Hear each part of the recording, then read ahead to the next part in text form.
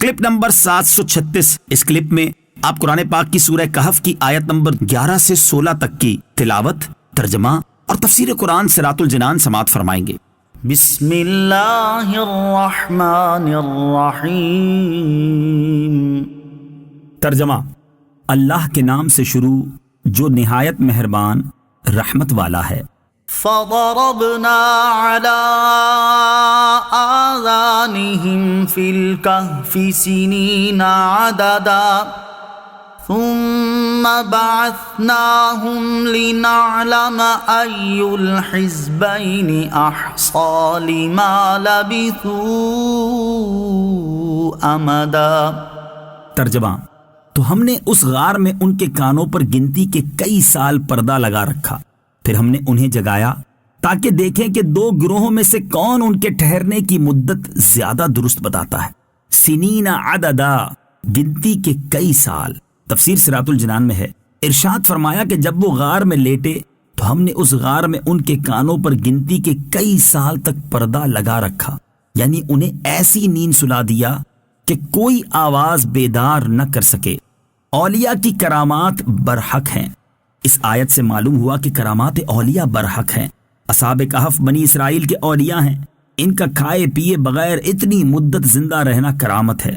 یہ بھی معلوم ہوا کہ کرامت ولی سے سوتے میں بھی صادر ہو سکتی ہے، اور اسی طرح بعد موت بھی ان کے جسموں کو مٹی کا نہ کھانا یہ بھی کرامت اولیاء میں سے ہے۔ نیز یہ بھی معلوم ہوا کہ یہ ضروری نہیں کہ ولی اپنے اختیار سے کرامت ظاہر کرے اور اسے علم بھی ہو، بلکہ بعض اوقات بغیر ولی کے اختیار کے اور بغیر اس کے علم کے بھی کرامت ظاہر ہوتی ہے، جیسے اصحاب کہف کے واقعے میں ہوا۔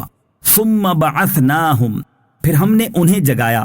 تفسیر صراط الجنان میں ہے، ارشاد فرمایا کہ پھر ہم نے اصحاب کہف کو 309 سال کی نیند کے بعد جگایا تاکہ دیکھیں کہ ان کے سونے کی مدت کے بارے میں اختلاف کرنے والے دو گروہوں میں سے کون ان کے ٹھہرنے کی مدت زیادہ درست بتاتا ہے۔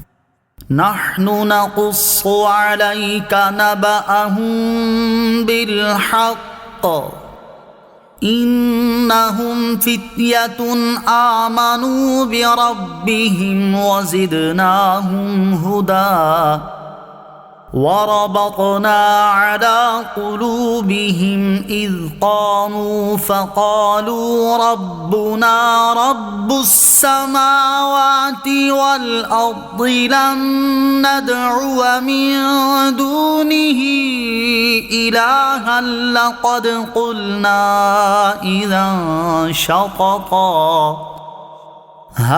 هؤلاء قومنا اتخذوا من دونه آلهة لولا يأتون عليهم بسلطان بين فمن أظلم ممن افترى على الله كذبا وَإِذِ اعْتَزَلْتُمُوهُمْ وَمَا يَعْبُدُونَ إِلَّا اللَّهَ فَأْوُوا إِلَى الْكَهْفِ يَنشُرْ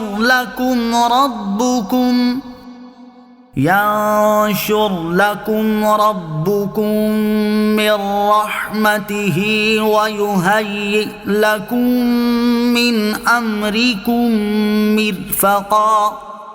ترجمہ: ہم آپ کے سامنے ان کا ٹھیک ٹھیک حال بیان کرتے ہیں۔ بے شک وہ کچھ جوان تھے جو اپنے رب پر ایمان لائے، اور ہم نے ان کی ہدایت میں اضافہ کر دیا، اور ہم نے ان کے دلوں کو قوت عطا فرمائی۔ جب وہ کھڑے ہو گئے تو کہنے لگے، ہمارا رب وہ ہے جو آسمانوں اور زمین کا رب ہے، ہم اس کے سوا کسی معبود کی عبادت ہرگز نہیں کریں گے۔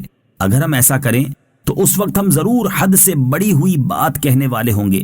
یہ ہماری قوم ہے، انہوں نے اللہ کے سوا اور معبود بنا رکھے ہیں، یہ ان پر کوئی روشن دلیل کیوں نہیں لاتے؟ تو اس سے بڑھ کر ظالم کون جو اللہ پر جھوٹ باندھے۔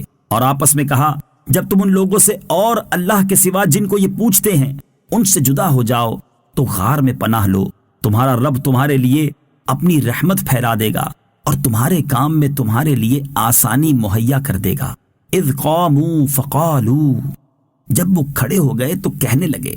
تفسیر صراط الجنان میں ہے، انہوں نے اپنی بات دقیانوس بادشاہ کے سامنے کی جب اس نے انہیں اپنے دربار میں بلا کر بتوں کی عبادت نہ کرنے پر باز پرس کی تھی۔ وَإِذِ اعْتَزَلْتُمُوهُمْ، اور جب تم ان لوگوں سے جدا ہو جاؤ۔ تفسیر صراط الجنان میں ہے، یہاں سے جو کلام ہے یہ ان حضرات کا آپس میں تھا۔ انہوں نے ایک دوسرے سے کہا کہ اس کافر قوم میں نہ رہو بلکہ ان سے جدا ہو جاؤ اور جا کر کہیں کسی گوشے میں چھپ جاؤ جہاں ان کے فتنے سے بچ کر اللہ عز و جل کی عبادت کیا کریں۔ ہم کو امید ہے کہ اللہ تعالی ہمیں گوشائے عافیت ضرور دے گا۔